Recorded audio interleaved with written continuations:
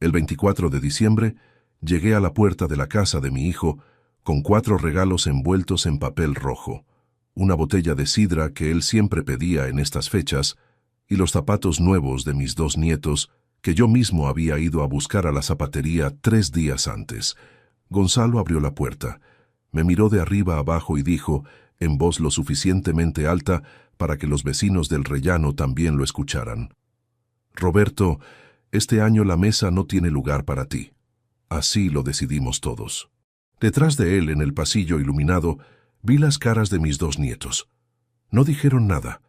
Solo me miraron con esos ojos grandes que todavía no saben disimular. Virtudes apareció un segundo después en el fondo del pasillo. Se cruzó de brazos y asintió despacio, como confirmando algo que ya estaba decidido desde antes de que yo llamara al timbre. Me di la vuelta sin decir una sola palabra. Caminé hasta el coche. Metí los regalos en el maletero. Me senté al volante y saqué el teléfono. Lo que pasó después de esa llamada es lo que necesitan escuchar hasta el final. Si todavía no están suscritos a este canal, háganlo ahora. No van a querer perderse la vuelta que da esta historia. Pero para entender por qué esa llamada cambió absolutamente todo, necesitan saber primero quién era yo antes de esa noche. Necesitan conocer la vida que construí, los años que dediqué a ella y cómo fui perdiendo piezas sin darme cuenta, con una lentitud tan calculada que solo pude reconocerla cuando ya no quedaba casi nada que salvar. Mi nombre es Roberto Salmerón Pradas. Tengo 53 años. Nací en Teruel, en un edificio de paredes gruesas, donde el invierno entraba igual, aunque cerraras todas las ventanas. Mis padres no tenían mucho, pero eran personas de palabra, de las que cumplen lo que dicen sin necesidad de que nadie las vigile. Mi padre trabajó 41 años en la administración pública y nunca llegó a casa quejándose de su jornada. Mi madre llevaba la casa con una precisión silenciosa que tardé demasiado tiempo en valorar como se merece. Crecí viendo que la constancia puede construir cosas que el dinero solo no alcanza a sostener. A los 21 años ingresé en el cuerpo de inspectores de tributos, después de 2 años de oposición que me costaron el pelo, el sueño y buena parte de la paciencia que tenía. Recuerdo perfectamente el primer día que entré a la delegación de Hacienda en Zaragoza, con una carpeta bajo el brazo y los zapatos recién lustrados. El ordenador que había en mi mesa era más grande que una maleta y tardaba 4 minutos en encenderse. Las gestiones que ahora se resuelven desde un teléfono requerían entonces formularios, sellos y viajes en tren que podían consumir toda una mañana. No me importaba en absoluto. Tenía 22 años y la sensación, por primera vez en la vida, de que estaba exactamente en el sitio correcto. El trabajo me gustaba de verdad, no de esa manera superficial en que la gente dice que le gusta lo suyo para no tener que explicar que lo detesta, sino de una forma técnica y genuina.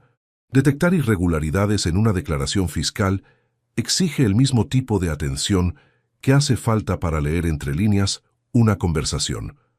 Los números no mienten, la gente sí miente, con frecuencia y con inventiva, pero los números siempre dejan rastro. Aprendí eso en los primeros 5 años de carrera y no lo perdí en los 30 siguientes. Conocí a Dolores en una feria de septiembre, en un bar donde yo había entrado únicamente a pedir agua porque hacía un calor de septiembre en Aragón que nunca he soportado bien. Ella estaba en la barra discutiendo con una amiga sobre la letra de una canción que sonaba en la radio. La discusión era completamente absurda. Me metí sin que nadie me lo pidiera. Ella me miró como si yo fuera lo más irritante que había entrado por esa puerta en todo el año, y 10 minutos después me estaba contando su vida con la naturalidad de quien habla con alguien que conoce de siempre. Así era Dolores. Desarmaba a la gente sin proponérselo, sin calcular nada, con esa facilidad que tienen las personas que nunca necesitaron aprender a caer bien. Nos casamos 3 años después, en mayo, con una ceremonia pequeña que era exactamente lo que los dos queríamos. Sus padres, los míos, 4 amigos cada uno, y una comida larga en el restaurante de un primo suyo que hacía unas chuletas que todavía recuerdo con una claridad que me sorprende.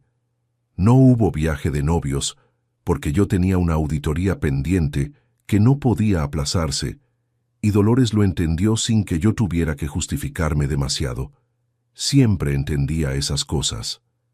Era ese tipo de persona que no necesitaba que le explicaras 2 veces por qué hacías lo que hacías. Gonzalo nació al año y medio de casarnos. Un miércoles de marzo, a las 4 de la mañana, en un hospital de Zaragoza con los pasillos que olían a desinfectante y las sillas de la sala de espera de plástico naranja. Lo sostuve en brazos por primera vez y no supe qué decir. No soy hombre dado a los discursos, nunca lo he sido.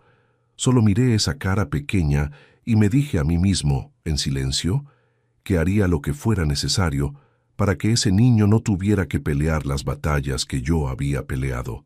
No por demostrar nada, sino porque eso era lo que quería hacer. Los años que siguieron fueron buenos, no de película, no adornados, sino buenos de esa manera concreta que tiene la vida cuando funciona. Trabajaba mucho, demasiado en algunos periodos, y Dolores llevaba el peso de la casa y de Gonzalo con una competencia que yo nunca llegué a agradecerle como correspondía. Esa es una de las cosas que reconozco sin buscar excusas. Estuve ausente en momentos en que tendría que haber estado presente, no físicamente, sino de otra manera.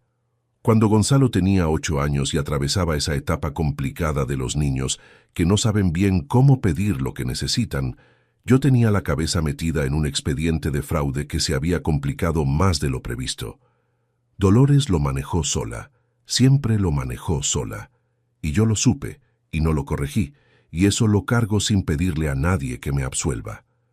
Gonzalo creció siendo un chico serio, estudioso, ordenado, no especialmente expresivo, pero tampoco distante.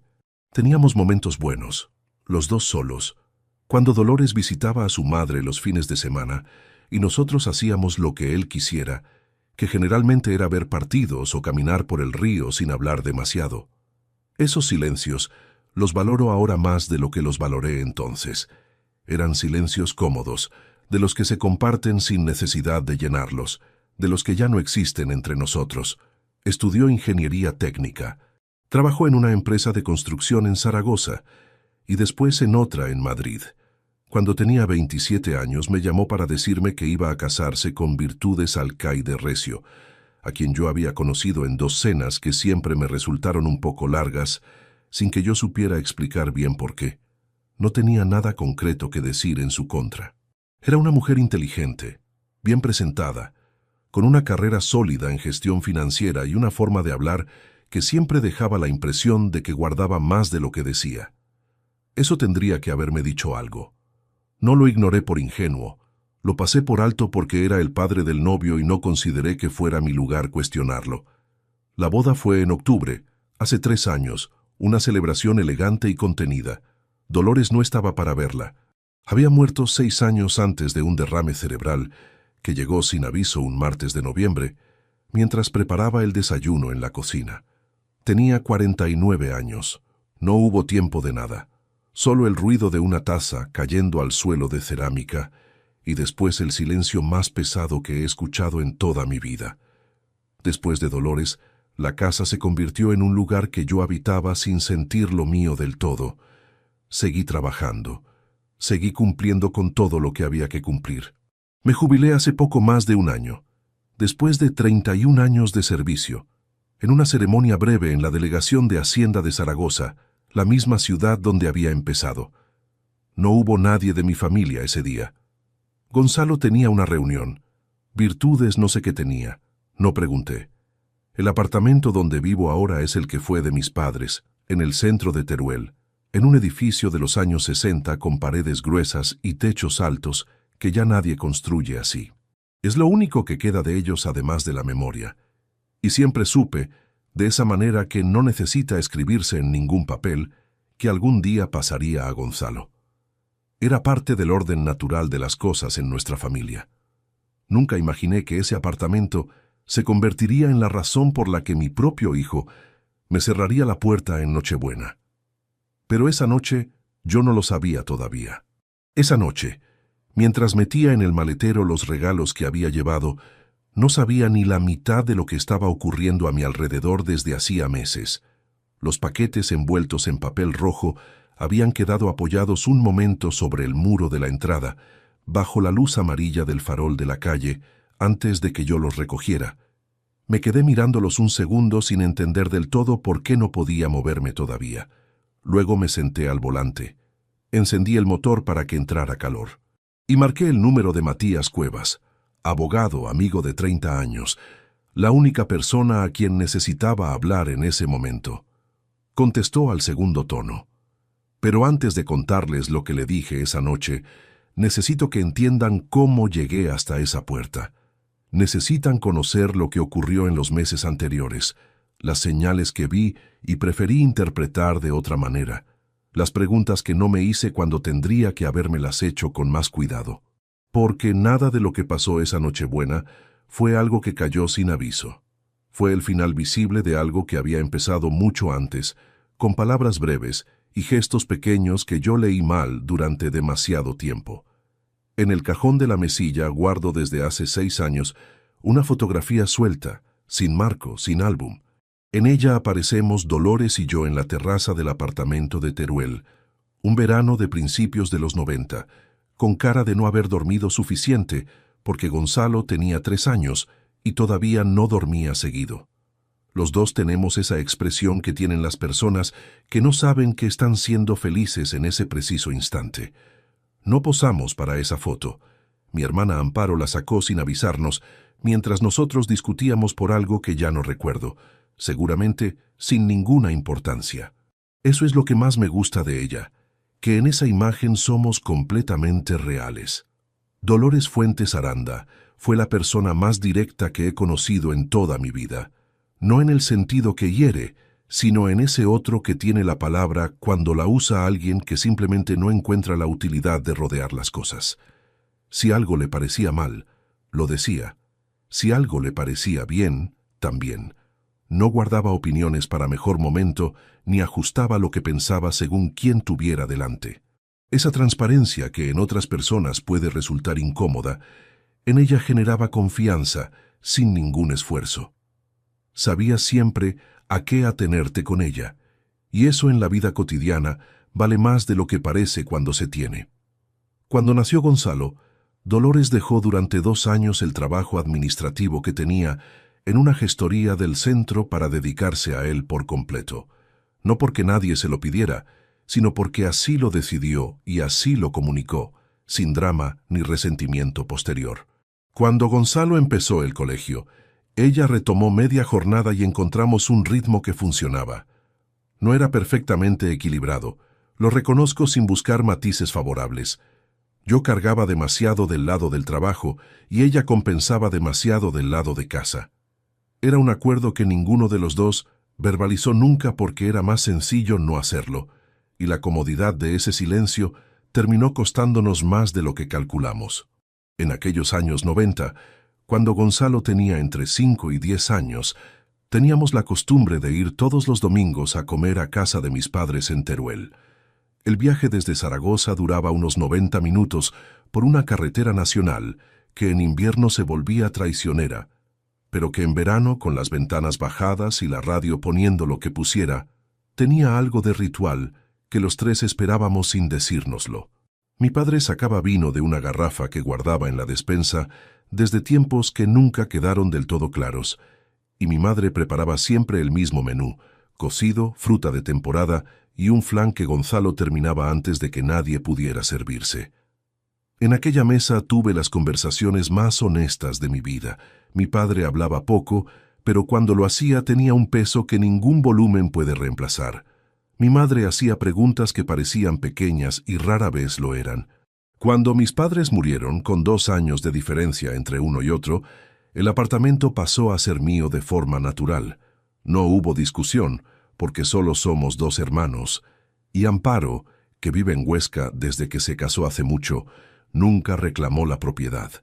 Me dijo con esa simpleza que tiene cuando quiere cerrar un asunto sin heridas: tú y Dolores lo vais a cuidar mejor que yo desde tan lejos. No fue un sacrificio. Fue generosidad de la que no lleva etiqueta ni espera devolución. Ese apartamento se convirtió en el lugar donde pasábamos los veranos con Gonzalo, donde celebrábamos las Navidades cuando él era pequeño, donde Dolores y yo dormíamos en la habitación de mis padres con una sensación extraña de continuidad que ninguno sabía nombrar, pero que los dos reconocíamos sin necesitar hacerlo. Después murió Dolores, y ese apartamento cambió de peso sin cambiar de paredes. No voy a detenerme demasiado en los meses que siguieron, porque no es lo que necesitan saber en este momento, y porque hay cosas que todavía no encuentran el orden correcto cuando intento articularlas con palabras. Pero hay algo que sí necesito decir, y lo digo sin buscar comprensión fácil. Cometí un error en aquel período que no tiene que ver con documentos ni con propiedades. Gonzalo tenía 24 años cuando su madre murió. Ya vivía en Madrid, ya tenía su vida construida a medias, y procesó esa pérdida de una manera que yo nunca llegué a entender del todo, porque nunca me detuve a preguntarle cómo lo estaba haciendo realmente. Me encerré en el trabajo durante los 2 años siguientes, no de forma dramática, no con escenas ni declaraciones, simplemente seguí adelante con la inercia de los hombres que confunden el movimiento constante con estar bien. Gonzalo llamaba cada semana. Yo contestaba. Pero había una diferencia entre contestar y estar presente. Y yo en aquella etapa no distinguía entre una cosa y la otra, aunque él, estoy convencido, sí lo notaba aunque nunca lo verbalizara. Lo que quedó entre los dos después de eso fue una relación funcional y afectuosa en los encuentros presenciales, pero con una capa que ninguno sabía atravesar. Nos queríamos, de eso no tengo duda. Pero faltaba algo, una conversación que nunca tuvimos y que quizás necesitábamos haber tenido antes de que la vida de cada uno tomara la velocidad que tomó. Conocí a Virtudes Alcaide Recio en enero de hace 4 años, en una cena en Madrid a la que Gonzalo me invitó con más insistencia de la habitual. Era evidente que quería causar buena impresión, no con palabras, sino con esa manera que tienen los hijos de presentar a alguien importante como si la presentación en sí fuera ya un argumento. Virtudes tenía entonces 28 años, vestía con una sobriedad calculada y hablaba con una precisión que no buscaba aprobación. Manejaba con soltura las conversaciones en cualquier dirección. Eso lo respeto en cualquier persona. Sin embargo, y esto lo digo con la ventaja de quien ya sabe lo que vino después, hubo algo en aquella primera cena que no terminé de colocar en ningún lugar concreto. Virtudes hacía preguntas. Preguntas que en otro contexto habrían parecido interés genuino y que tal vez lo eran en parte. Pero tenían una orientación. Preguntó por mi trayectoria como inspector de tributos con la atención de quien no busca anécdotas sino datos. Quiso saber cuántos años llevaba en activo, si la jubilación estaba próxima, si vivía solo en Teruel o si tenía pensado trasladarme en algún momento. Gonzalo respondía antes que yo en algunas preguntas, con la soltura de quien ya ha tenido esa conversación con anticipación. Llegué al hotel esa noche pensando que me había parecido una mujer capaz, que los dos formaban una pareja con energía propia. No le di más vueltas. En los meses siguientes, Gonzalo empezó a llamarme con una frecuencia que me alegró. Las conversaciones eran más largas, giraban en torno a los planes que él y Virtudes construían juntos. Un apartamento en Madrid, la boda, un futuro que él describía con una concreción nueva. Me preguntaba por mi salud. Me preguntaba por el apartamento de Teruel, si había hecho reformas, si la comunidad de propietarios generaba gastos importantes. Interpreté aquel interés como la madurez natural de un hombre que forma su propia familia y empieza a pensar en el conjunto. Era la lectura más razonable y la adopté sin resistencia. Cuando nació Marcos, el primer nieto, hace 2 años y medio, estuve una semana en Madrid. Compré comida, ordené la cocina, hice los recados que hicieran falta. El tercer día Gonzalo y yo tomamos un café solos, mientras Virtudes descansaba, y fue una de las conversaciones más tranquilas que habíamos tenido en años. Hablamos de Dolores. Dijimos pocas cosas, pero eran las que tocaban. Me fui pensando que algo se había recompuesto entre nosotros sin necesitar reparación visible. 9 meses después nació Elena. Volví. Esa semana la dinámica era distinta. Virtudes había retomado el trabajo con la misma eficiencia con que manejaba todo lo demás, y en una conversación de sobremesa con una naturalidad que no dejaba fisuras, volvieron las preguntas sobre el apartamento de Teruel, si tenía pensado hacer algo con él, si había actualizado el testamento tras la muerte de Dolores, cuál era exactamente el procedimiento para transferir una propiedad entre familiares directos en Aragón. Me quedé mirándola un momento antes de responder. Ella sostuvo la mirada sin ninguna tensión visible. Le dije que el apartamento estaba bien, que no tenía planes inmediatos y que el testamento lo trataría cuando lo considerara necesario. Asintió y cambió de tema con la misma fluidez con que lo había introducido. Esa noche, mientras ordenaba la maleta en el cuarto de invitados antes de acostarme, me detuve con la mano sobre la tela sin terminar de abrirla.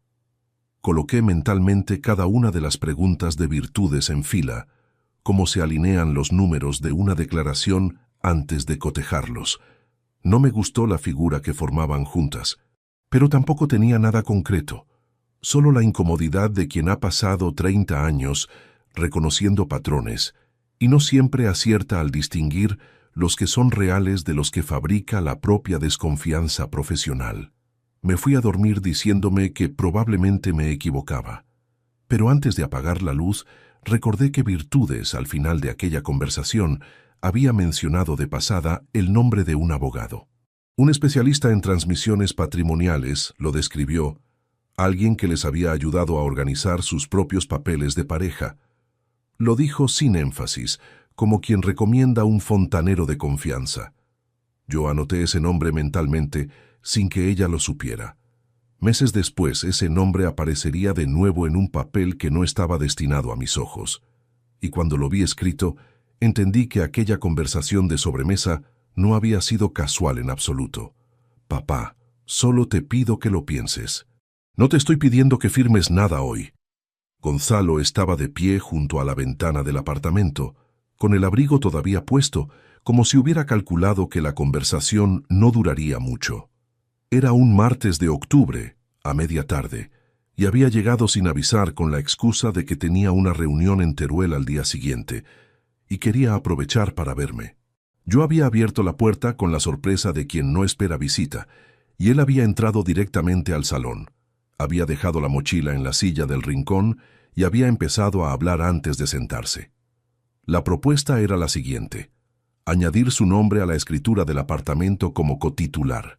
No como heredero, me aclaró, sino como cotitular activo, con capacidad de gestión, para que en caso de que yo tuviera algún problema de salud o simplemente no pudiera ocuparme de los trámites, él pudiera actuar sin demoras legales. Lo explicó con la fluidez de quien ha ensayado el argumento.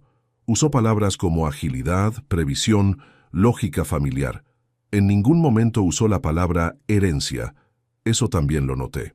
Le dije que no lo había considerado y que no era algo que fuera a decidir en una tarde de martes sin haberlo pensado con calma. Él asintió. Dijo que lo entendía perfectamente, que no había ninguna prisa, que solo quería plantarlo como idea. Luego me preguntó si tenía café. Me levanté a prepararlo.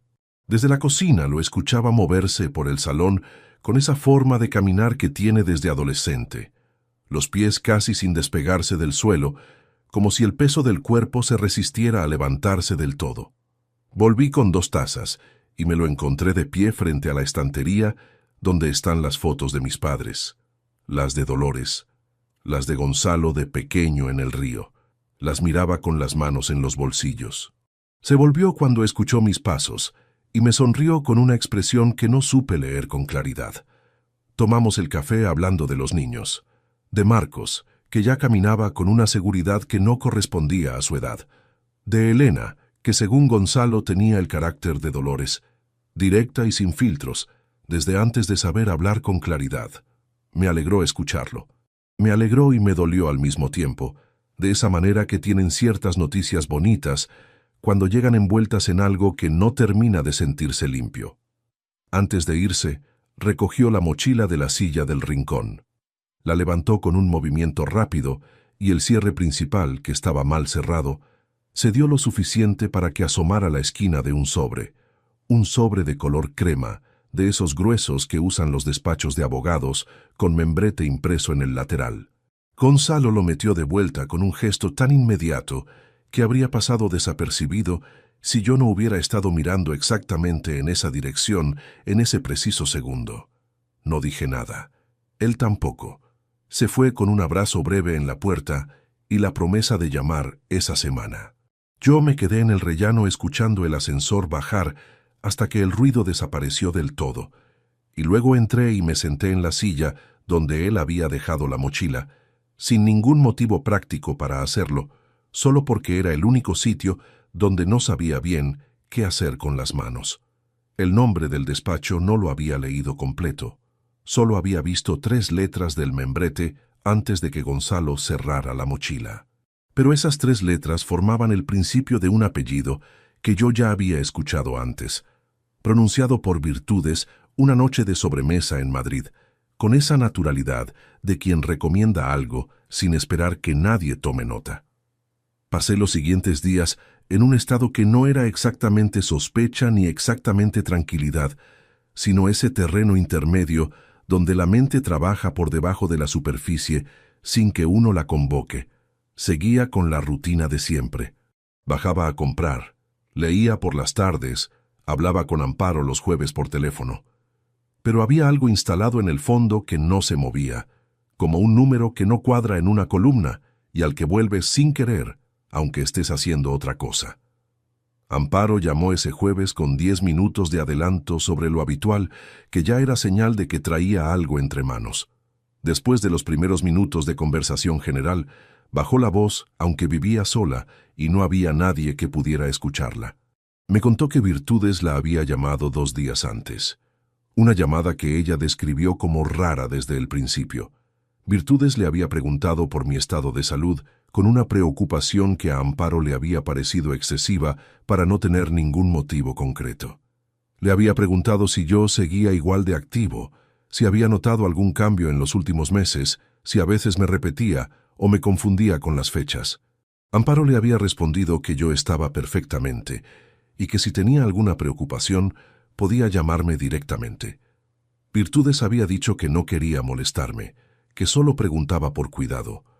Escuché a Amparo hasta el final sin interrumpirla. Cuando terminó le dije que probablemente no era nada, que Virtudes a veces se excedía en la gestión de las cosas. Amparo guardó silencio 2 segundos, que en ella equivalen a decir claramente que no le convence lo que acaba de escuchar, y luego cambió de tema. Colgué y me quedé con el teléfono en la mano. La pregunta sobre si me repetía o me confundía con las fechas no era una pregunta de nuera preocupada, era una pregunta de alguien que está construyendo un relato. 20 años leyendo declaraciones tributarias me habían enseñado que las preguntas que parecen inocentes son exactamente las que hay que examinar con más atención, porque la inocencia, cuando es real, no necesita esa cantidad de precisión. Durante los días siguientes, empecé a prestar una atención diferente a los detalles que antes procesaba de manera automática. Recordé una tarde de septiembre en que Virtudes había venido con Gonzalo y los niños al apartamento, y mientras yo estaba en la cocina preparando la merienda, ella había pasado por el pasillo en dirección al baño y había tardado más de lo razonable en volver.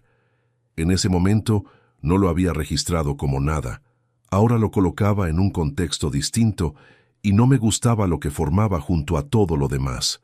Recordé también que en la última visita, Virtudes había preguntado, como de pasada, si el apartamento tenía deudas con la comunidad de propietarios, si había algún gasto pendiente de obra. Le había respondido que no, que todo estaba al corriente. Ella había asentido y había continuado la conversación hacia otro lado. En aquel momento me había parecido la clase de pregunta práctica que hace alguien que trabaja en finanzas por simple inercia profesional. Ahora me preguntaba cuántas de esas preguntas prácticas habían ido construyendo una imagen del apartamento que no tenía ninguna utilidad si el plan era simplemente vivir como familia normal. Hacia finales de octubre, Gonzalo volvió a llamar. Esta vez no mencionó la escritura. Hablamos de los niños, de su trabajo, de una reforma que estaban considerando en el apartamento de Madrid. Al final de la conversación, con un tono que pretendía ser casual y no lo conseguía del todo, me preguntó si tenía médico de cabecera en Teruel o si seguía yendo al mismo centro de salud de siempre. Le dije que sí, el mismo de siempre. Él dijo que bien, que era importante tener todo controlado a mi edad.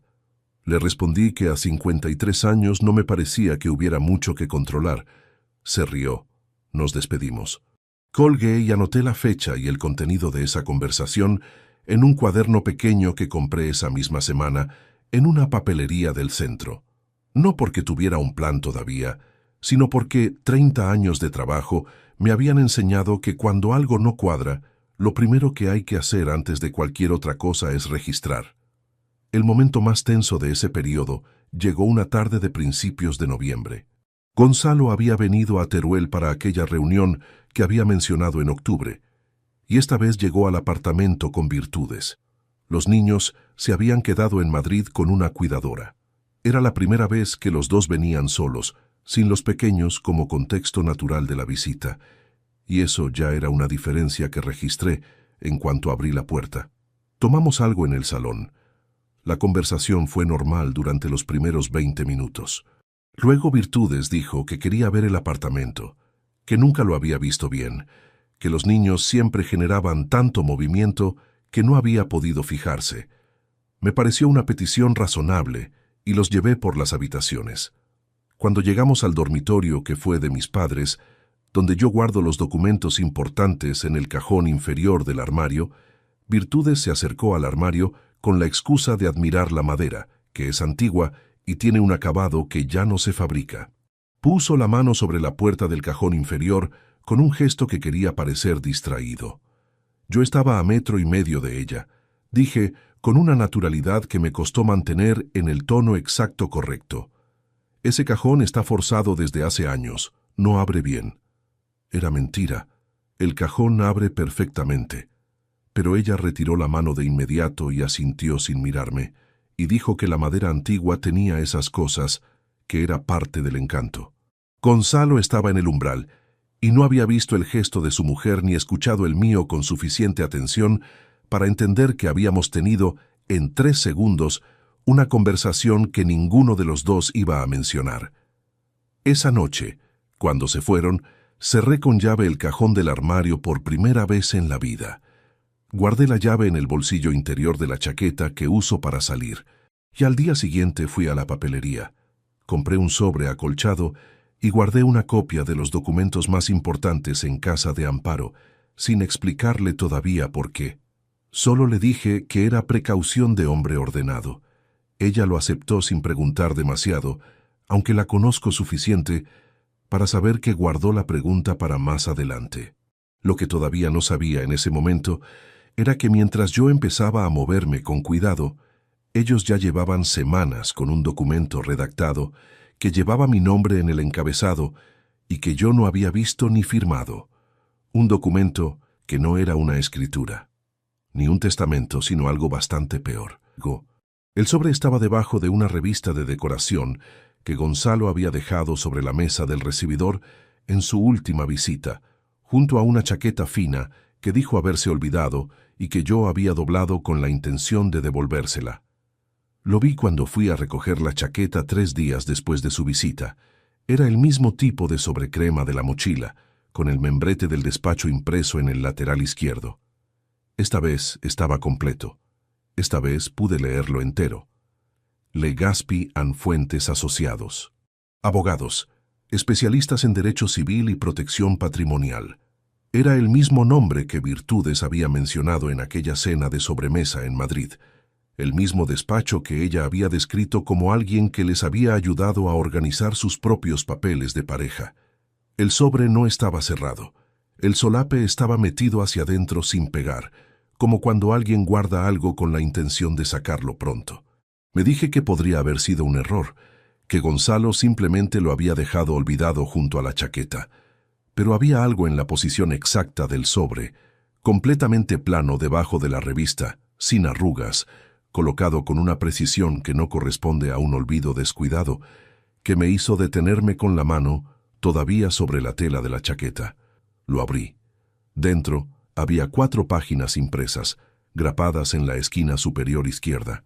El encabezado de la primera página decía: borrador, solicitud de medidas de apoyo a la capacidad jurídica, artículo 248 y siguientes del Código Civil.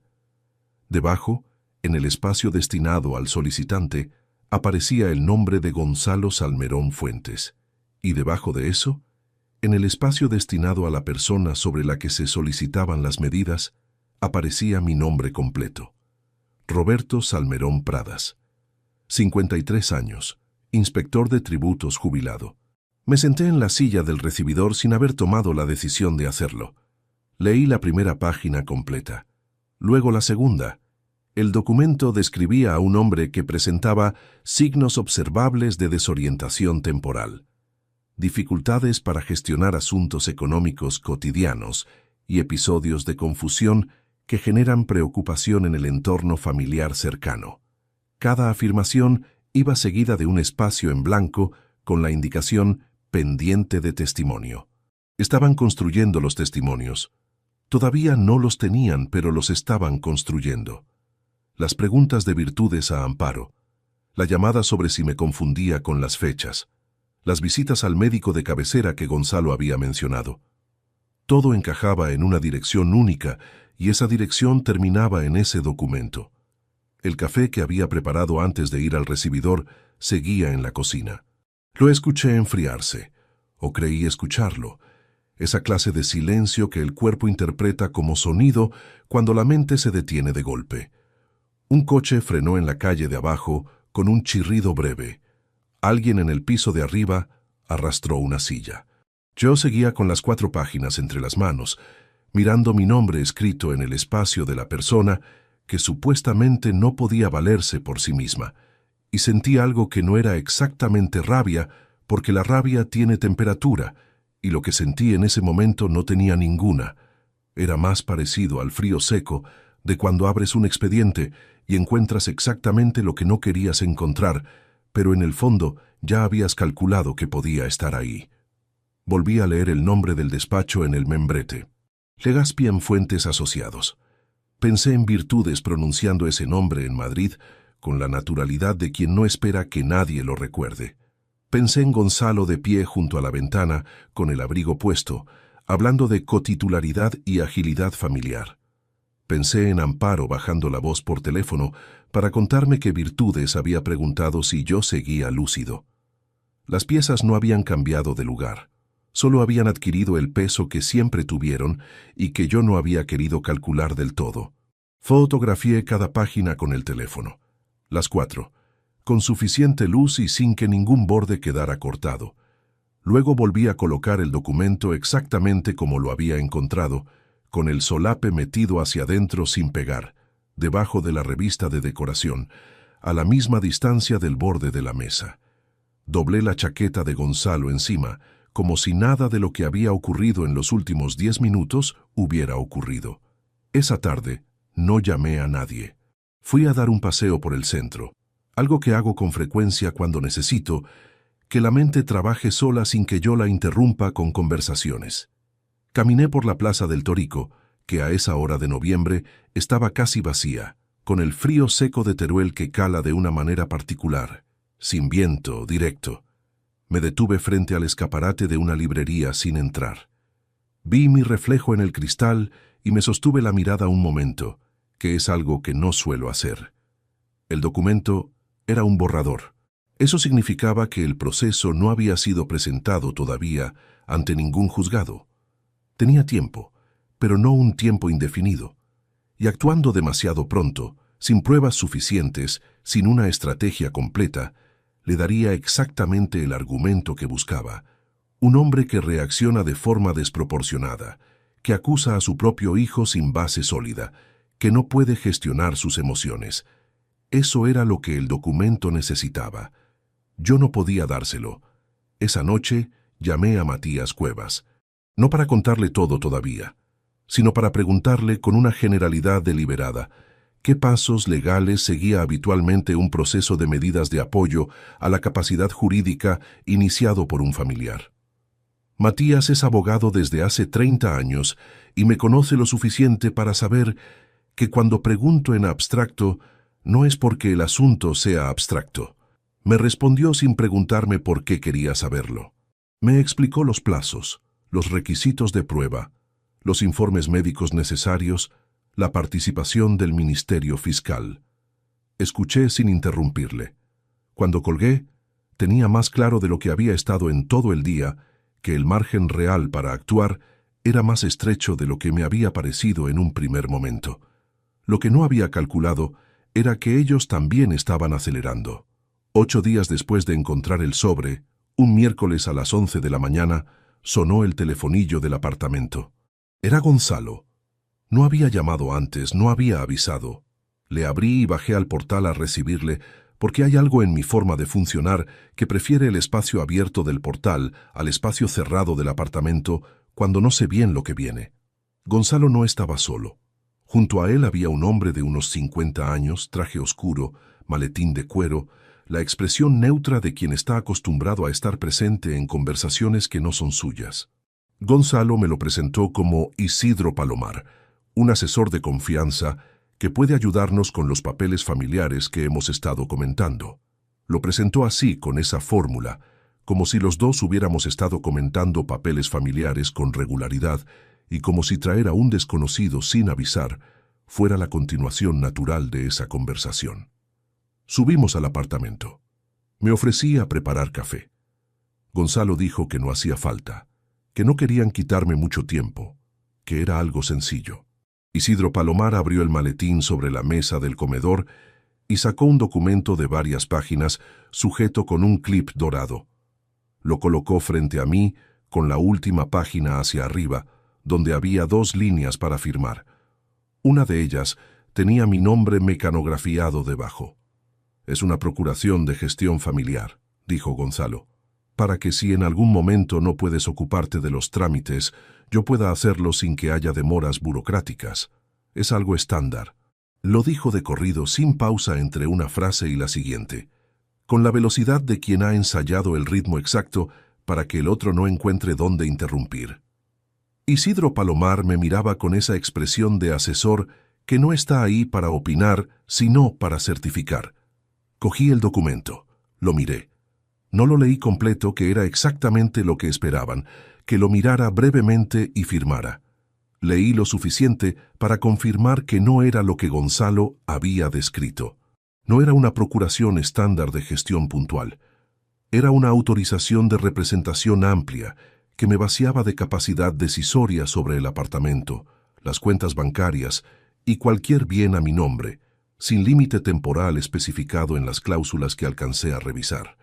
Levanté la vista hacia Gonzalo. Él sostuvo la mirada sin que le temblara nada en la cara.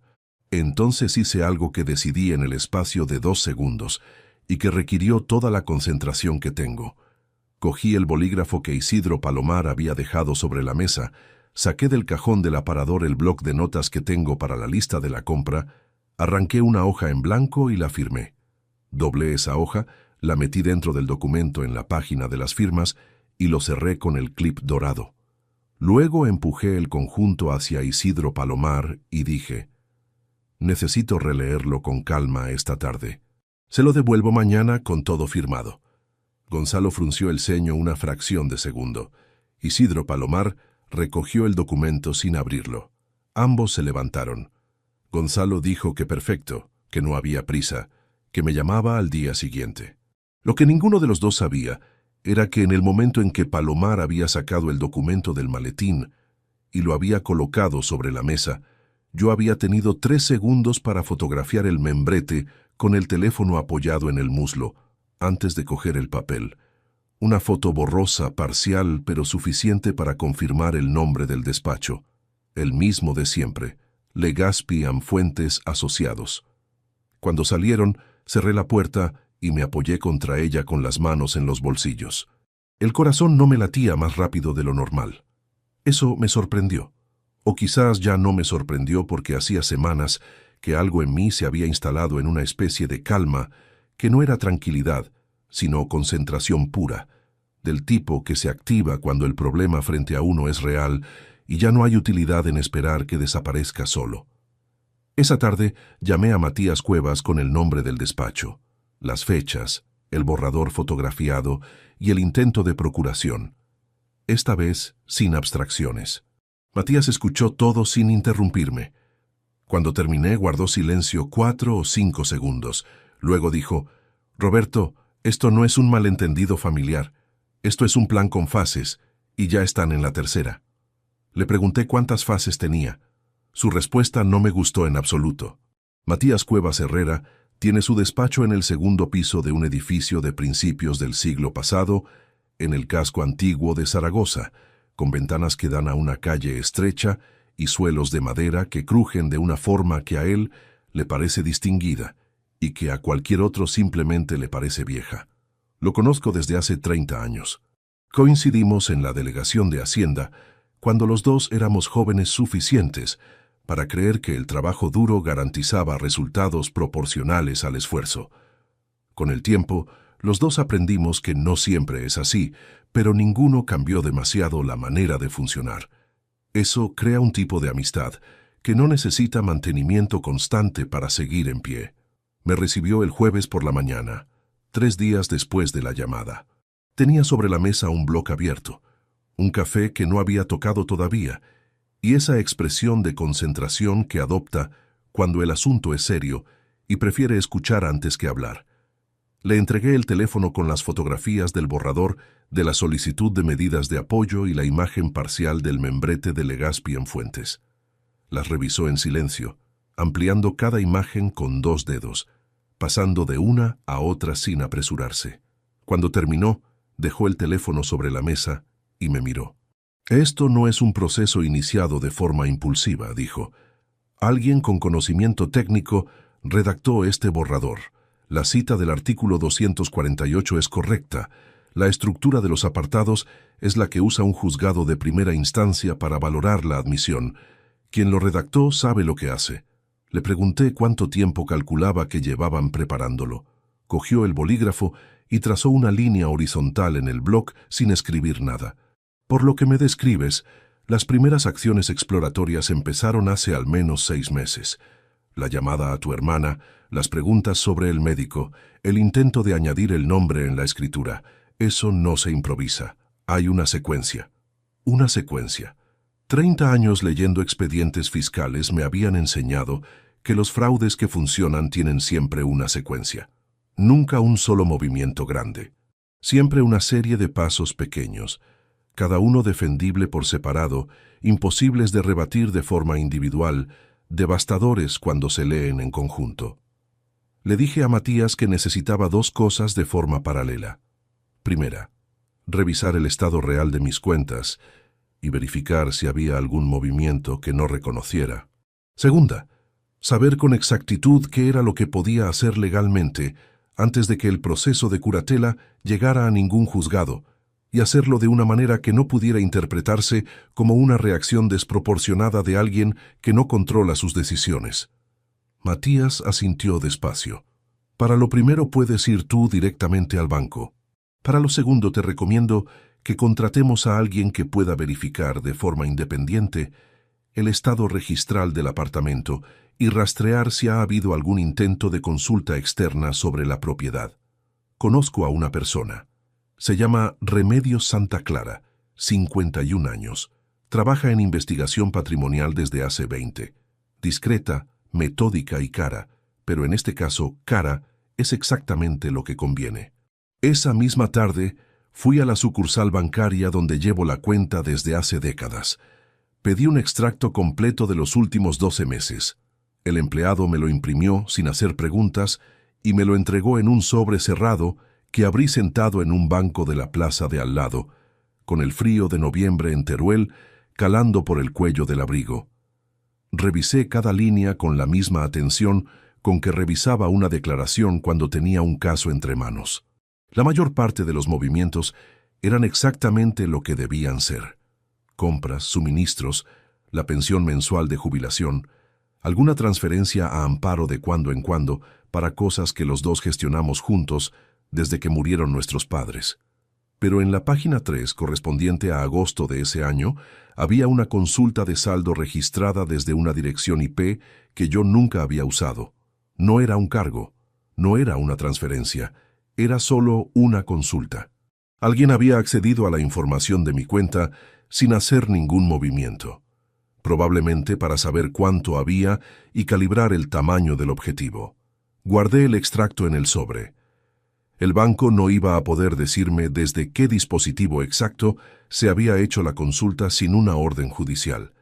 Pero la fecha estaba ahí. Primera semana de agosto. Gonzalo y Virtudes habían estado en Teruel ese fin de semana para una visita de los niños. Habían pasado una tarde en el apartamento, mientras yo bajé 2 horas al mercado y a hacer un par de recados. 2 horas eran más que suficientes. Llamé a Matías desde la plaza y le di la fecha. Él la anotó. Me dijo que Remedios Santa Clara empezaría al día siguiente con el registro de la propiedad. Los días siguientes funcioné con una doble capa de normalidad que nunca había necesitado mantener de forma tan sostenida. Por fuera, el padre jubilado de siempre, disponible por teléfono, tranquilo, sin señales de alarma. Por dentro, un inspector que lleva décadas reconociendo la arquitectura de los fraudes y que estaba levantando la suya propia, piso por piso, antes de que la otra quedara terminada. Gonzalo llamó el viernes para preguntar si había revisado el documento. Le dije que lo estaba mirando con calma, que tenía alguna duda sobre una cláusula y que le llamaría la semana siguiente. Él respondió con una tranquilidad que tenía el timbre específico de alguien que sabe que lleva la delantera y no necesita presionar. Claro, papá, sin prisa. Es para cuando tú estés listo. Sin prisa. Esa frase la apunté en el cuaderno esa misma noche. Remedios Santa Clara me llamó al cabo de 4 días. Tenía voz grave y un ritmo de hablar que iba directo sin preámbulos. Me confirmó que el apartamento no tenía ninguna carga registrada a su nombre, que los papeles estaban en orden, pero que había detectado algo que no había pedido expresamente, pero que había encontrado en el proceso. Una solicitud de nota simple sobre la propiedad tramitada hacía 6 semanas desde el despacho de Legazpi Fuentes Asociados. Una nota simple es pública, cualquiera puede pedirla, no tiene consecuencias legales directas. Pero pedirla equivale a confirmar que la propiedad existe, que está libre de cargas y que el propietario es quien dice ser. Es el primer paso de cualquier proceso de transferencia involuntaria. 6 semanas antes del intento de procuración, antes de que Isidro Palomar apareciera con el maletín, tenían un orden, tenían un calendario. Le pedí a Remedios que siguiera trabajando y que documentara todo lo que encontrara en relación al despacho de Legazpi Fuentes y a cualquier gestión relacionada con mi nombre. Ella dijo que sí, con la sobriedad de quien no necesita confirmar que entiende lo que se le pide. El momento más complicado de esa semana llegó de una manera que no calculé. Gonzalo me llamó un martes por la mañana para decirme que Virtudes estaba en Zaragoza por trabajo y que quería pasarse por Teruel esa tarde a saludarme. Sola, sin él. Dijo que le quedaba de paso y que los niños echaban de menos hablar conmigo por videollamada, que quería coordinar una llamada grupal esa misma tarde. Virtudes llegó a las 5. Había comprado pasteles en una confitería que conocía del centro, algo que nunca había hecho antes en ninguna visita. Los puso sobre la mesa de la cocina con una naturalidad estudiada y empezó a hablar de los niños con una fluidez que no dejaba espacio para ninguna otra dirección de conversación. Yo tenía el cuaderno donde anotaba fechas y detalles encima de la mesa de trabajo del pasillo, abierto en la última página escrita. Lo había dejado ahí esa mañana y no lo había guardado porque no esperaba visita. Cuando Virtudes pidió permiso para usar el baño, que está al fondo del pasillo, calculé en un segundo que para llegar al baño tenía que pasar por delante de la mesa de trabajo. Me levanté antes de que ella llegara al pasillo con la excusa de buscar servilletas en el armario, que está precisamente en ese extremo del corredor. Recogí el cuaderno con un movimiento que pretendí que pareciera el de alguien que simplemente ordena lo que hay sobre la mesa y lo metí en el cajón antes de que Virtudes doblara la esquina. Ella pasó a 30 centímetros de mí. Me dio las gracias por el espacio, entró al baño y cerró la puerta. Me quedé apoyado en la pared del pasillo con el cajón cerrado bajo la mano. El corazón me latía más fuerte de lo que correspondía a lo que acababa de hacer, que objetivamente era recoger un cuaderno. Pero los dos sabemos que no era solo eso. La videollamada con los niños duró 20 minutos. Marcos habló del colegio. Elena mostró un dibujo. Virtudes estuvo en todo momento a mi lado, dentro del plano de la cámara, sonriendo con la comodidad de quien sabe que esta imagen también es parte de algo que está construyendo. El abuelo lúcido y tranquilo junto a la nuera atenta. Una estampa que, vista desde fuera, era exactamente lo que parecía. Vista desde donde yo estaba, era otra pieza del archivo que estaban montando. Cuando se fue, llamé a Matías. Le conté la visita, el detalle de los pasteles, la videollamada, la posición en el plano de la cámara. Matías guardó silencio un momento. Luego dijo algo que cambió el peso de todo lo que había estado haciendo. Roberto, llevan tiempo creando un registro de normalidad contigo para contrarrestar cualquier alegación futura de que el proceso fue forzado. Cada visita amable, cada llamada grabable, cada imagen de familia funcional es evidencia que van a usar si en algún momento presentas resistencia legal. Le pregunté qué necesitaba hacer. 2 cosas, respondió. Primero, adelantarte en el registro. Lo que puedes mover legalmente, muévelo antes de que ellos presenten nada. Segundo, necesito que me traigas todo lo que tienes en el cuaderno y en el teléfono. Cada fecha, cada conversación, cada detalle. Vamos a construir una cronología que ningún juez pueda ignorar. Había algo más que Matías todavía no sabía, algo que yo había encontrado esa misma mañana, antes de que Virtudes llegara con los pasteles, mientras revisaba el correo electrónico de una cuenta secundaria que uso para gestiones administrativas y que revisaba con menos frecuencia que el correo principal. Había un mensaje sin leer de hace 3 semanas de un remitente desconocido. Lo abrí. Era un reenvío automático de un hilo que alguien había enviado a una dirección equivocada, la mía, en lugar de a otra que difería en una sola letra. El hilo tenía 3 mensajes. El primero era de Virtudes. El segundo era de una dirección con el dominio de Legazpi en Fuentes. El tercero era de Virtudes otra vez. No había terminado de leer el hilo completo cuando llegó Virtudes. Lo había cerrado para atenderla y todavía no lo había vuelto a abrir. Esa noche, cuando el apartamento estaba en silencio y la calle de abajo llevaba horas sin coches, abrí el portátil y entré en esa cuenta. El hilo seguía ahí. Lo leí entero. Y cuando llegué al final del tercer mensaje, entendí que lo que Matías había descrito como un plan con fases era considerablemente más detallado de lo que ninguno de los dos había calculado. Había fechas. Había nombres. Había una línea que mencionaba la cena de Navidad de una manera que hizo que se me enfriaran las manos sobre el teclado. El hilo de correo tenía fecha del martes 11 de noviembre a las 22:16. Virtudes había escrito primero, desde su dirección personal, al abogado del despacho de Legazpi en Fuentes. El asunto del mensaje era una sola palabra: cronograma. El cuerpo del correo era breve y estaba redactado con la misma precisión con que Virtudes manejaba cualquier cosa que pusiera por escrito. Decía lo siguiente: adjunto el calendario revisado. La firma de la procuración debería haberse cerrado esta semana, pero el sujeto pidió tiempo. No parece sospechoso, solo precavido por carácter. Seguimos adelante con la fase de testimonio social. La cena de Nochebuena es el evento confirmado. Necesito que me confirmes si la documentación puede estar lista para presentación en enero, después del evento. El segundo mensaje era la respuesta del abogado. Confirmaba los plazos, indicaba que la documentación podía estar lista para la primera semana de enero y añadía una nota sobre el tipo de testimonio que resultaba más sólido para el proceso. Personas del entorno cercano que pudieran describir comportamiento errático o reacciones desproporcionadas ante situaciones cotidianas. El tercer mensaje era de Virtudes. 3 líneas. Perfecto. El evento del 24 genera exactamente ese tipo de testimonio si se gestiona bien. Gonzalo está de acuerdo. Seguimos según lo previsto.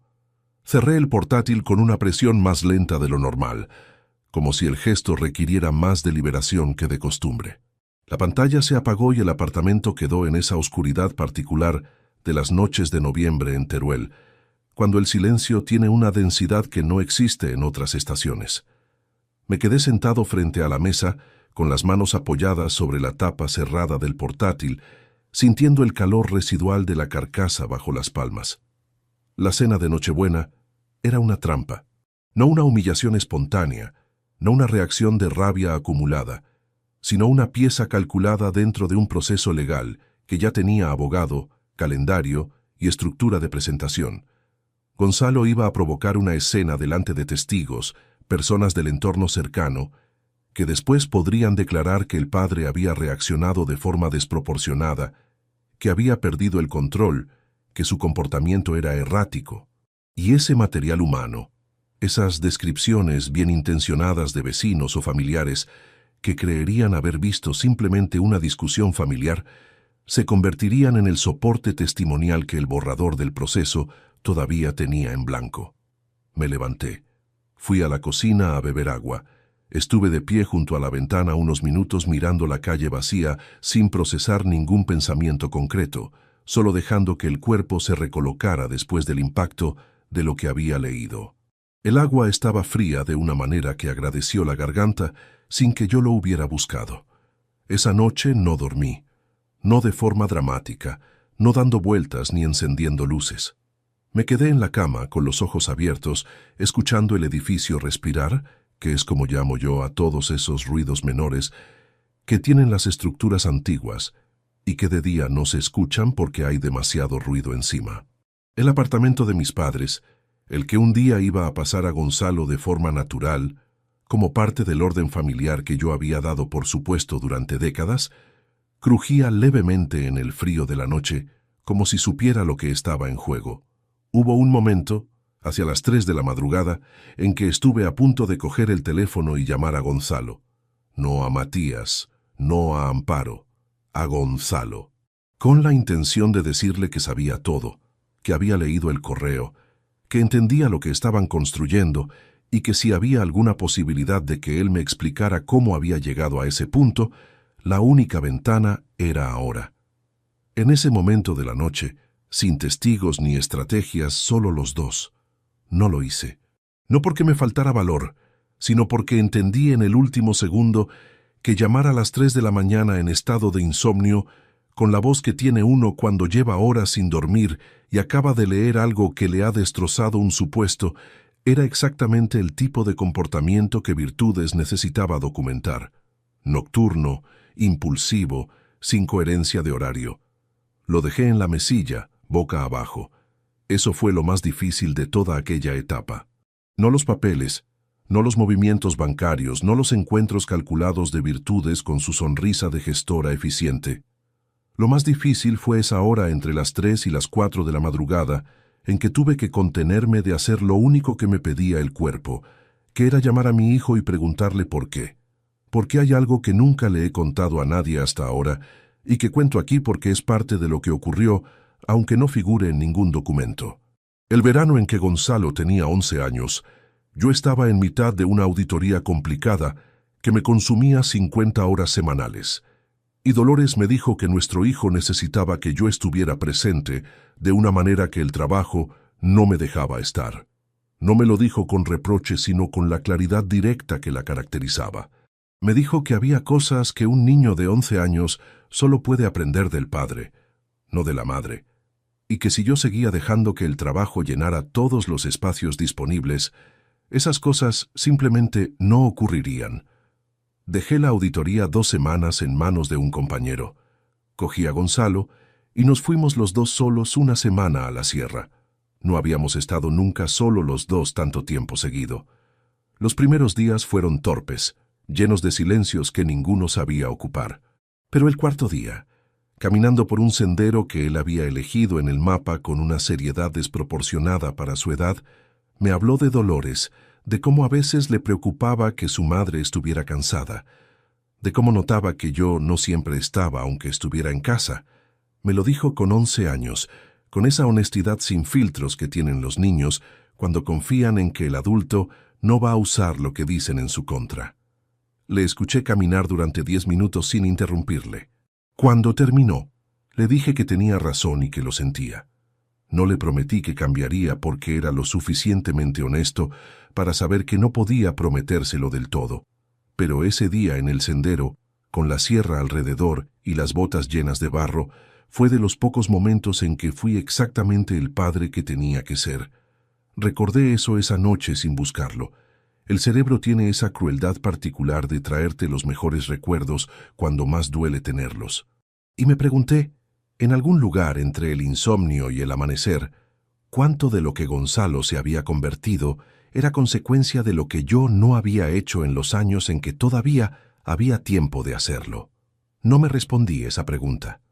No porque no tuviera respuesta, sino porque sabía que si me detenía demasiado en ella me quedaría paralizado, y la parálisis era exactamente lo que el plan de virtudes necesitaba de mí.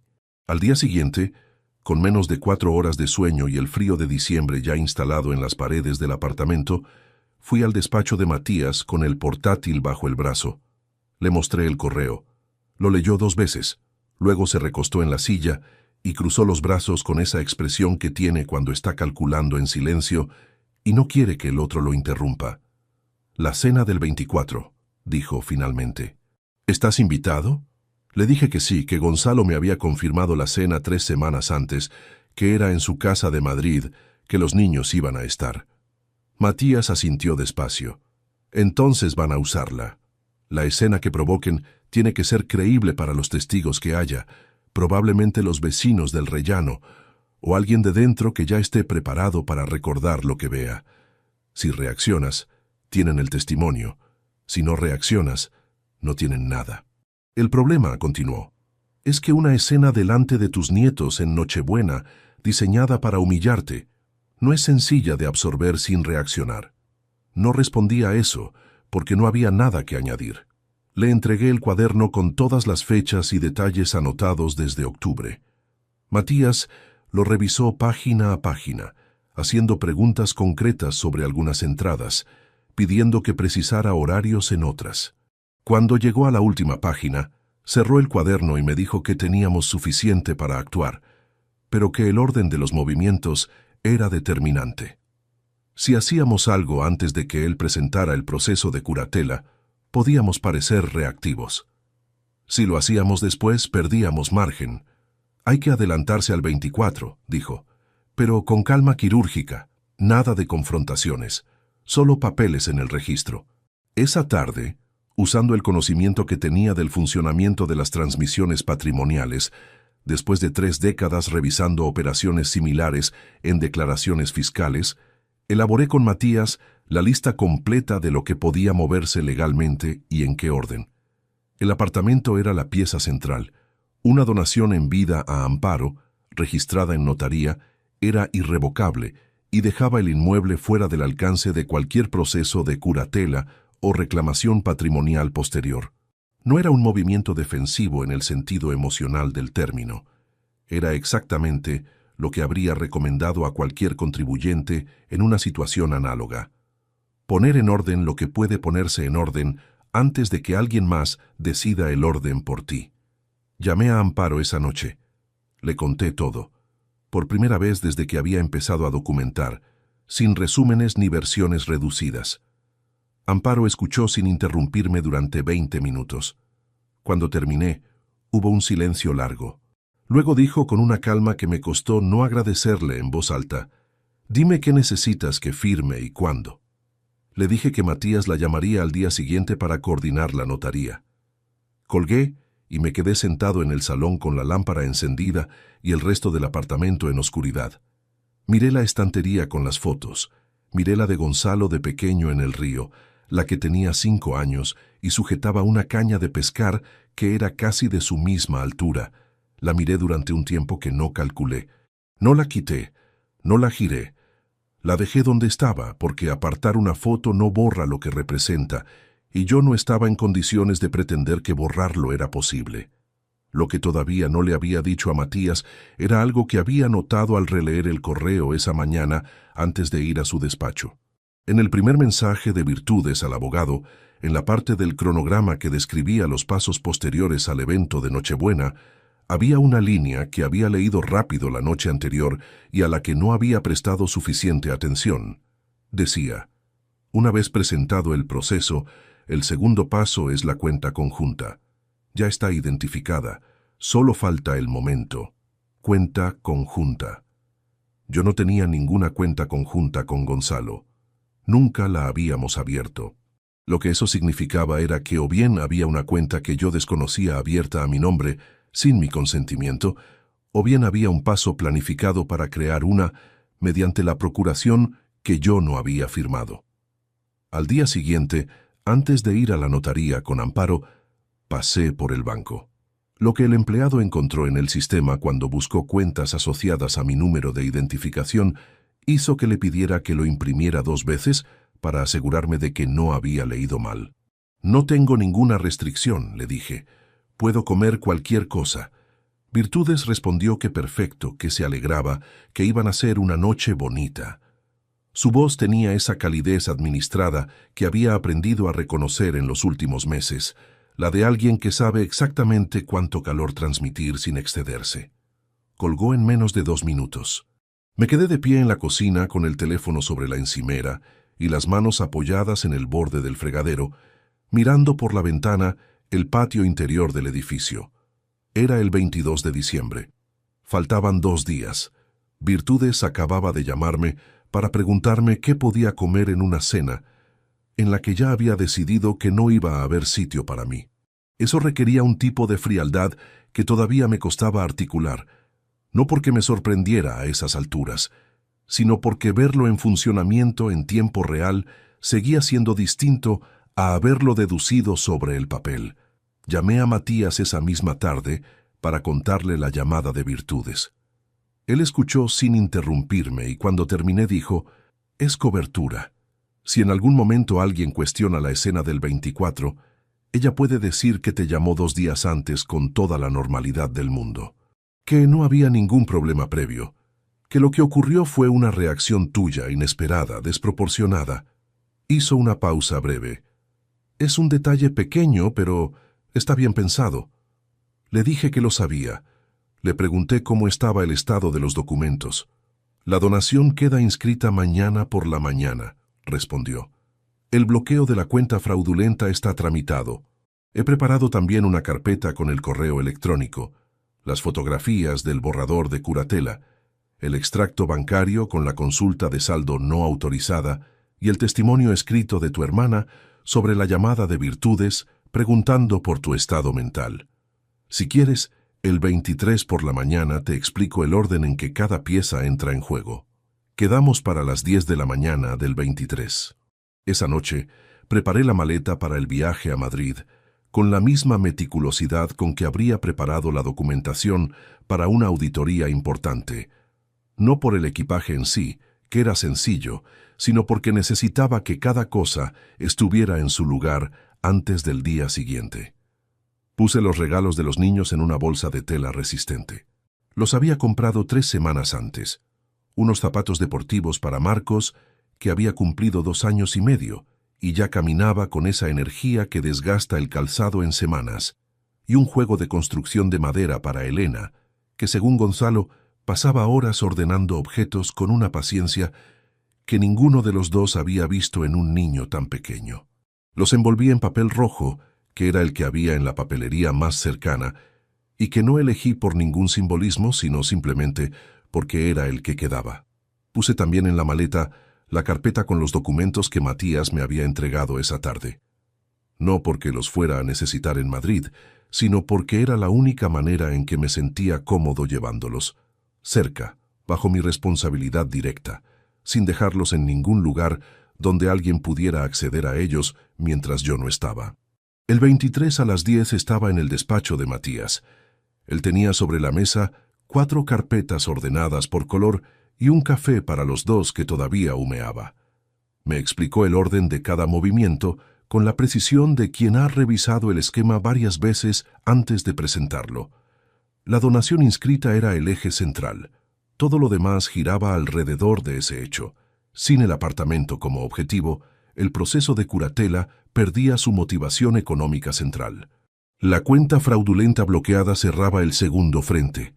La carpeta de pruebas documentaba el patrón de actuación con suficiente solidez para sostener una denuncia penal si llegaba a ser necesario. «¿Qué hago mañana en la cena?», le pregunté cuando terminó. Matías apoyó los codos sobre la mesa. «Vas, llamas al timbre, y hagas lo que hagas, no reaccionas. Lo que ocurra mañana frente a esa puerta, sea lo que sea, no tiene ningún efecto legal sobre lo que ya está registrado.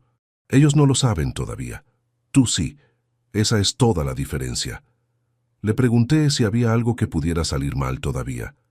«Siempre hay algo que puede salir mal», dijo, «pero el margen se ha reducido considerablemente desde el 19. Salí de su despacho al mediodía con las 4 carpetas bajo el brazo y tomé el tren a Madrid esa misma tarde. El viaje duró 3 horas y media. Me senté en un asiento de ventanilla y estuve mirando el paisaje castellano durante la primera hora, sin pensar en nada en particular, que es algo que casi nunca consigo, y que esa tarde me ocurrió de forma completamente natural, como si el cuerpo supiera que había hecho todo lo que podía hacer y hubiera decidido tomarse un descanso antes del último paso.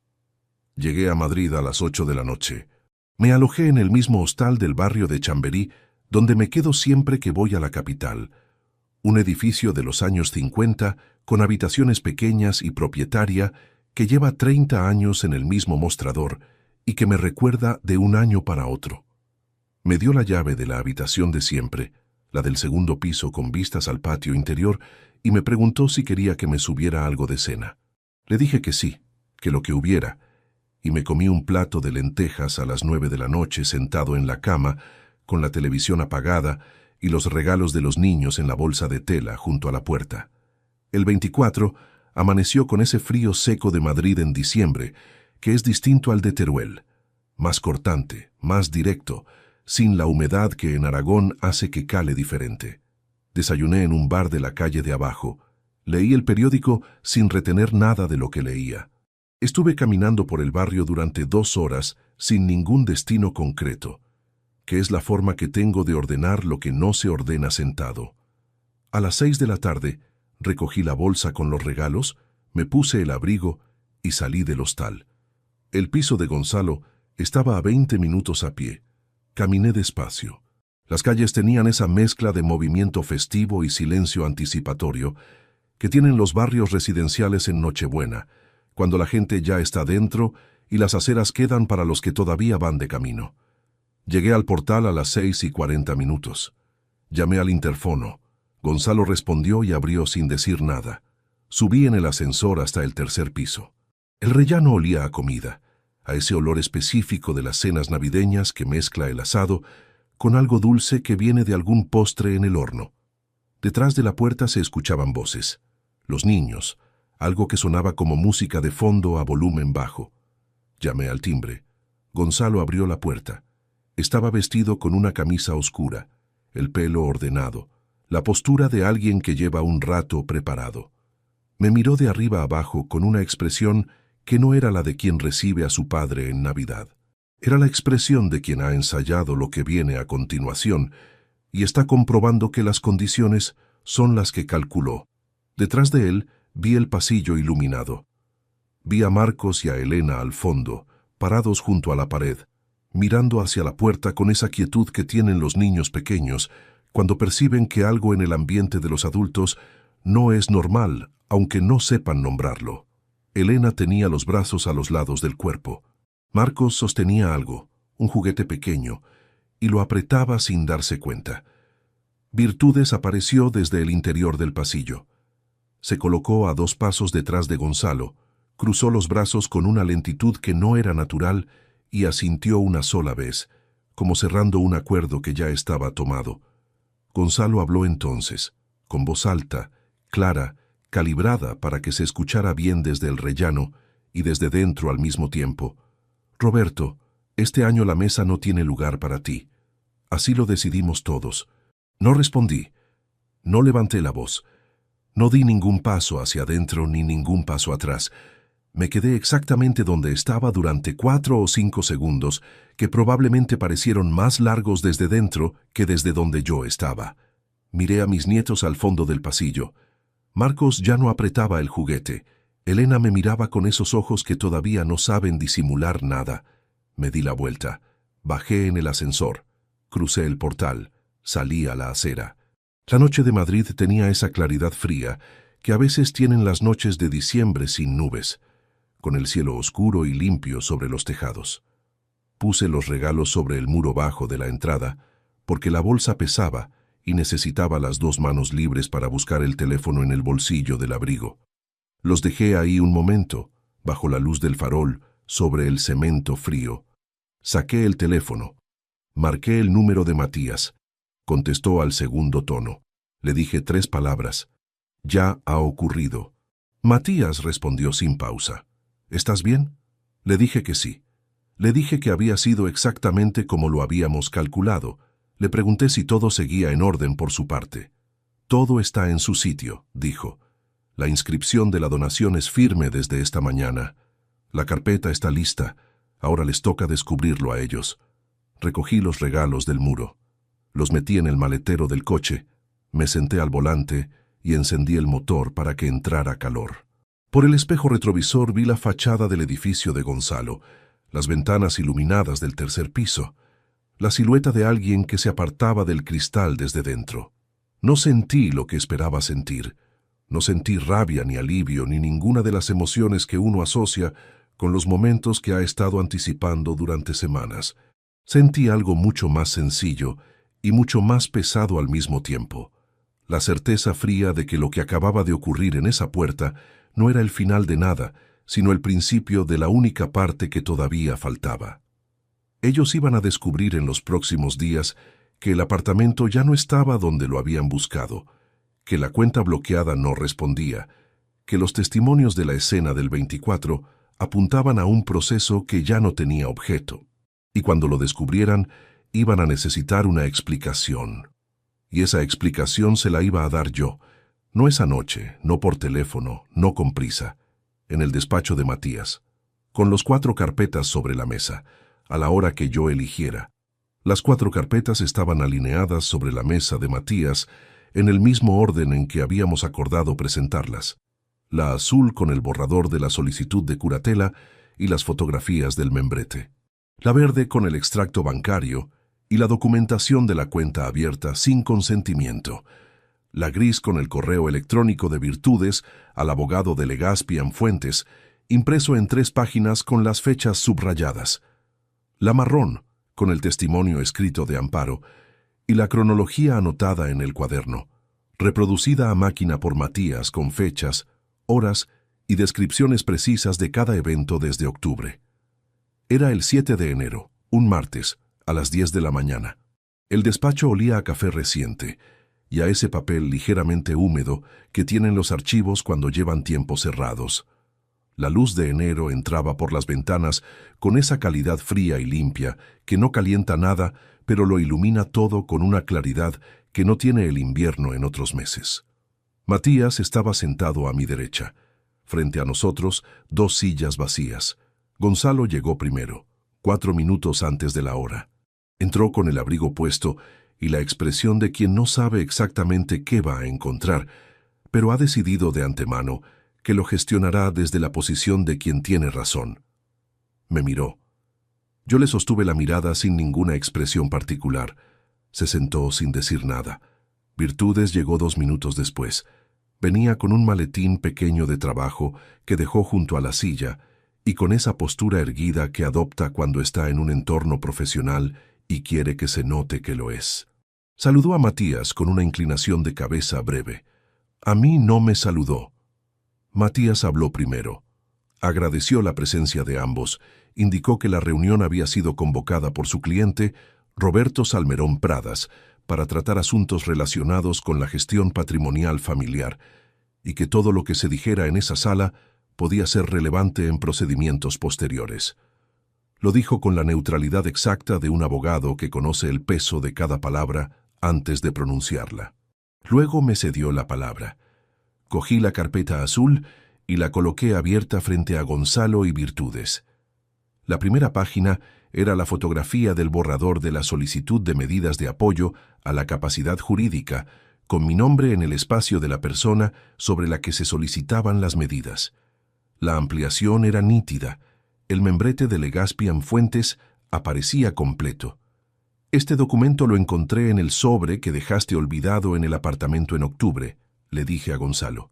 Hablé en voz baja, sin inflexión, del mismo modo en que leía en voz alta los expedientes complicados cuando necesitaba que el equipo entendiera cada detalle sin perder el hilo. Es un borrador de proceso de curatela redactado por el despacho de abogados que Virtudes me recomendó en Madrid hace 2 años como especialista en organización patrimonial de pareja. Gonzalo abrió la boca. La cerró. Miró a Virtudes. Virtudes no miró a Gonzalo. Me miró a mí.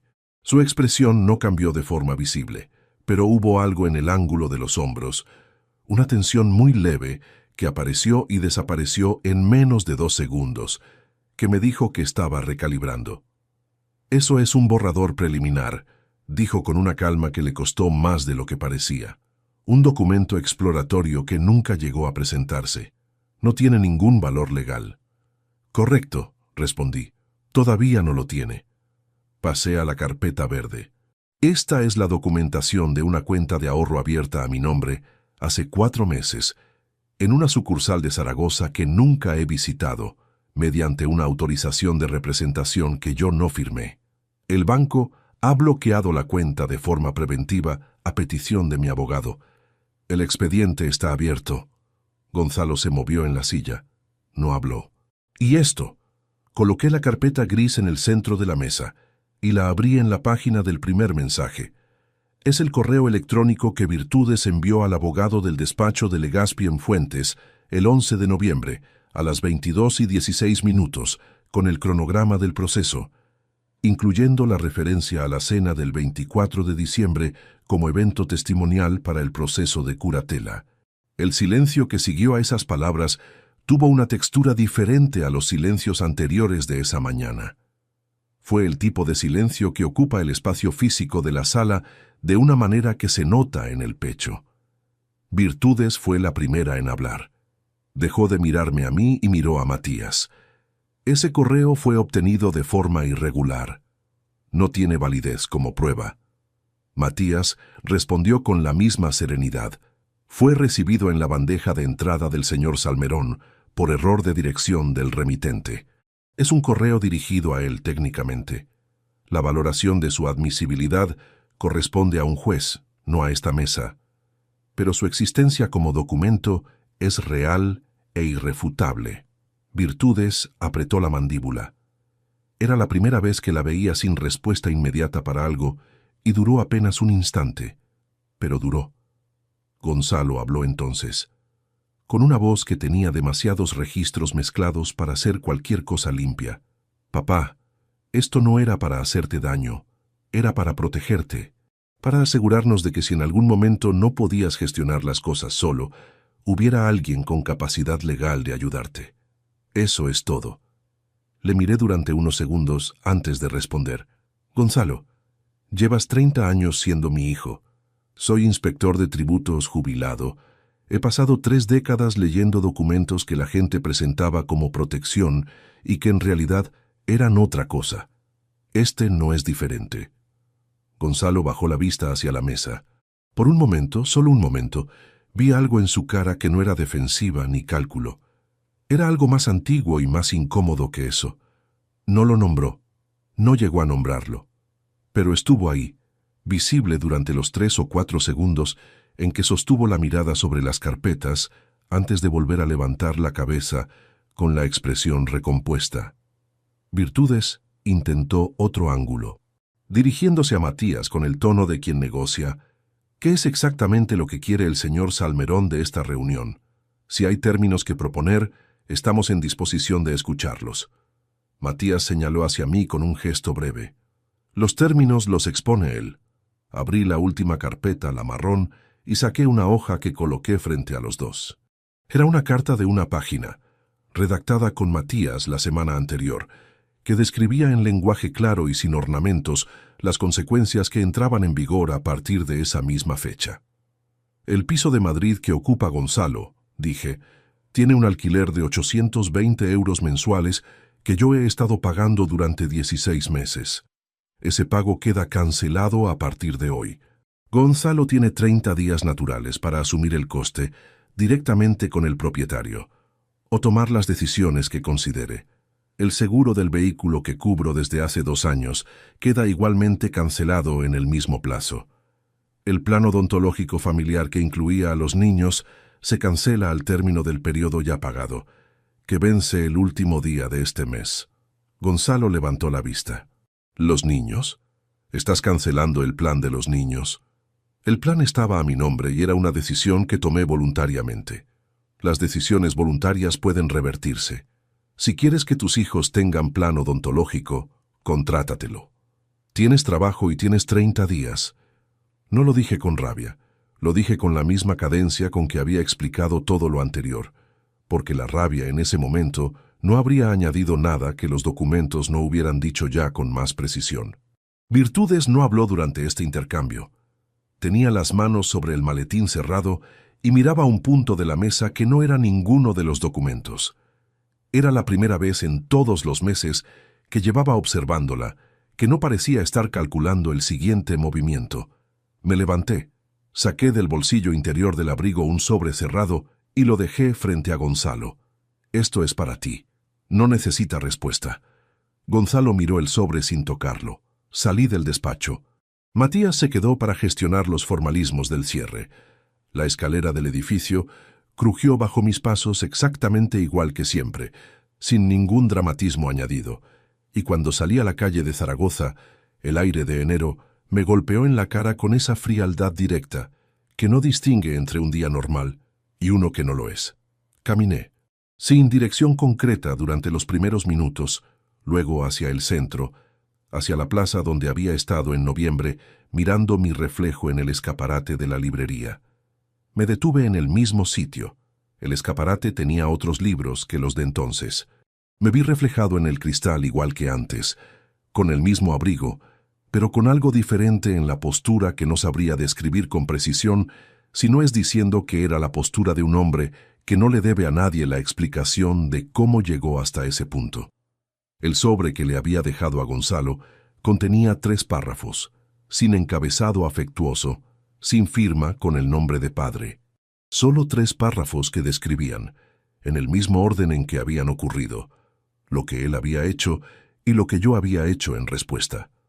El tercero, el más breve, decía que no le deseaba ningún daño, que esperaba que construyera una vida que no necesitara cimentarse en el perjuicio de otro, y que si algún día quería hablar con honestidad de lo que había ocurrido, sabía dónde encontrarme. No había promesa de perdón, no había amenaza de nada, solo la descripción exacta de una puerta que quedaba cerrada con calma desde el lado en que estaba yo. Amparo me llamó esa tarde, le conté cómo había ido la reunión, escuchó sin interrumpirme, igual que siempre, y cuando terminé, me preguntó si estaba bien de la misma manera en que me lo había preguntado a la salida de la notaría, no por el apartamento, sino por todo lo demás. Le dije que sí, que era la segunda vez en pocas semanas que podía decirlo con fundamento. Ella dijo que se alegraba. Luego añadió con esa simpleza suya que nunca busca el efecto: mamá y papá habrían sabido qué hacer en tu lugar, y lo que hiciste se parece bastante a eso. No respondí nada. No hizo falta. Los regalos de los niños llegaron a Madrid 9 días después. Los había enviado por mensajería desde Teruel la semana de Reyes, con el nombre del destinatario escrito a mano en el exterior del paquete: Marcos Salmerón Alcaide y Elena Salmerón Alcaide. Dentro, con cada regalo, había un sobre pequeño con una carta escrita a mano para cada uno.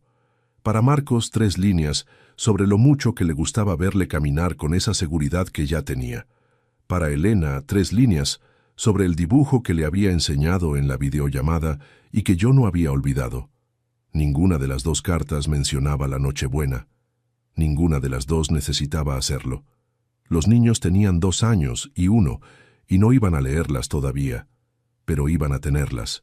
Que algún día las iban a leer. Eso era lo único que me importaba de verdad, que cuando tuvieran edad de entender lo que había ocurrido en esa puerta, tuvieran también, escrito con mi letra, la evidencia de que yo estuve ahí con los regalos en la mano, que los pensé, que los elegí, que les escribí. Que la última imagen que quedara de esa Nochebuena no fuera la de un abuelo que se fue, sino la de uno que volvió por la única vía que todavía estaba abierta. Lo que Gonzalo y Virtudes construyeron durante meses con documentos, calendarios y cronogramas fue un plan para quitarme lo que tenía. Lo que yo construí en respuesta fue más sencillo y más sólido.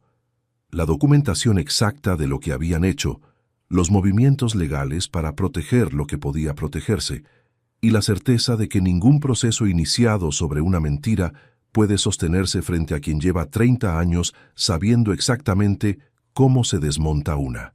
Hay una cosa que aprendí en 3 décadas, revisando declaraciones fiscales, y que no figura en ningún manual. Los fraudes no fallan porque alguien sea más listo que quien los comete. Fallan porque quien los comete sobreestima lo que el otro no ve. Virtudes vio a un hombre mayor, solo, jubilado, con el peso de una pérdida encima y la necesidad natural de creer que su familia era lo que parecía. Calculó bien esas cosas. Lo que no calculó fue que ese mismo hombre llevaba décadas entrenado para leer entre líneas, para registrar fechas, para notar lo que no cuadra en una columna de números, para no firmar lo que no ha leído y para actuar antes de que la otra parte termine de prepararse. No fue suerte, fue exactamente lo que siempre había sido: trabajo metódico, atención sostenida y la disciplina de no moverse antes de tener todo en su sitio. Los papeles rojos del muro de la entrada, los que quedaron bajo el farol de la calle, mientras yo buscaba el teléfono en el bolsillo del abrigo, llegaron a manos de mis nietos una mañana de enero. Marcos abrió el suyo sentado en el suelo de la cocina, según me contó Amparo, que se enteró por una fuente que no voy a mencionar. Elena tardó más porque le interesaba más el papel de envolver que lo que había dentro. Eso también me lo habría contado Dolores si hubiera estado. Y lo habría dicho exactamente como era, directa y sin adorno, con esa sonrisa que tenía cuando algo le parecía precisamente como debía ser. Si te gustó esta historia, dale like al video, suscríbete al canal y comparte tus impresiones en los comentarios. Para escuchar la próxima historia, haz clic en la caja de la izquierda. Gracias por vernos.